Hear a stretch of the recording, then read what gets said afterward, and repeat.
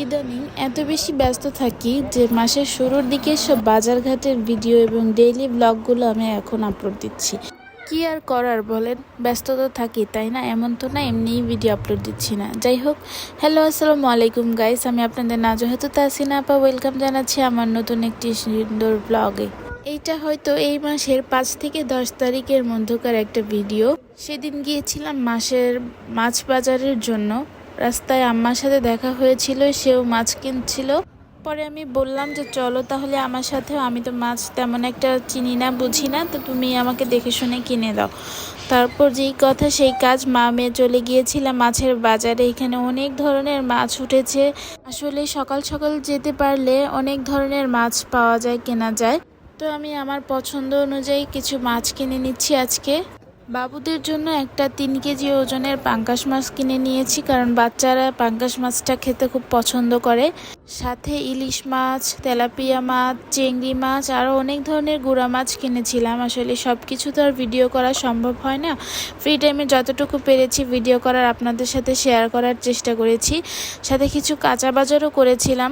সকাল সকাল যেহেতু বাজারে গিয়েছি, নাস্তা করা হয়নি, তাই বাজার থেকে এসে আমি কিছু ব্রেড টোস্ট বানিয়ে নিয়েছি। তারপর আম্মা কিছু আম কিনে দিয়েছিল আমের আচার দেওয়ার জন্য, সেগুলোই আমি ভালোভাবে মেখে নিচ্ছি হলুদ মরিচ দিয়ে। এবং সুন্দর করে মেখে নেওয়ার ফলে আমের ভিতরে সব মশলাগুলো সুন্দরভাবে ঢুকে যাবে। আমি আমগুলো একটু কেচেও নিয়েছিলাম যেন মশলাগুলো ভালো করে ঢুকতে পারে।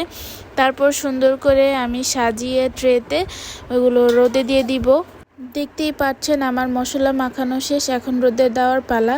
প্রতি বছরই আমি চেষ্টা করি অল্প কিছু করে আমের আচার দিয়ে রাখার জন্য, কারণ আমের আচারটা আসলে সব কিছু দিয়ে খেতেই ভালো লাগে, ভর্তার সাথে, তারপর খিচুড়ির সাথে, সব কিছুর সাথেই ভালো লাগে। রান্নাবান্না সব কিছু শেষ করে সেদিন চলে গিয়েছিলাম আমার বড় বোনের বাসায়। বিকেলবেলা ছাদে উঠেছিলাম, দেখতেই পাচ্ছেন বিশাল বড় ছাদ, খুব সুন্দর একটা পরিবেশ, গাছগাছালি দিয়ে ভরা। গাছ ভর্তি হচ্ছে ফল, শাকসবজি, তারপর অনেক কিছুই ছিল। আসলে আম ছিল, মরিচ ছিল, বিভিন্ন ধরনের শাকসবজি গাছ ছিল, ফুলের গাছ ছিল।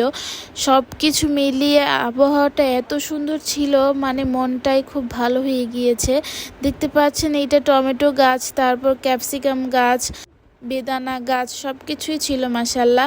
আমার তো খুবই ভালো লেগেছে। এর আগে কখনো আপাদের বাসার ছাদে আমি আসিনি, বাট এই প্রথম এসেছি। মাশাল্লাহ আমার এত ভালো লেগেছে।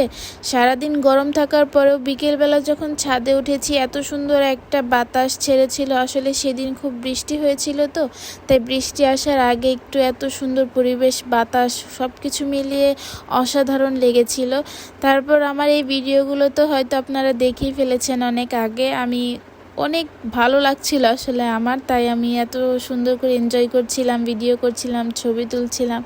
যাই হোক, তারপর বাসায় চলে এসেছি। আসার পর দেখলাম আপা হচ্ছে আমাদের জন্য বিকেলের নাস্তা রেডি করছে। এখানে নুডলস ছিল, সবজি, ডিম, সব কিছু দিয়ে। তারপর চাটা ছিল, সব কিছু একসাথে সবাই মিলে খেয়েছি। আসলে বেড়াতে গেলে মন ভালো হয়ে যায়, এক একজনের প্রতি ভালোবাসা বেড়ে যায়। অনেক দিনের ব্যস্ততার পর একটু এভাবে রিফ্রেশমেন্টেরও দরকার আছে। তারপর আমরা কিছু চটপটি ফুচকাও আনিয়েছিলাম সবাই মিলে। যেহেতু গল্প করছিলাম, খালি মুখে গল্প করতে ভাল লাগছিল না, তাই চিন্তা করলাম যে চটপটি ফুচকা এনে আমরা খাই।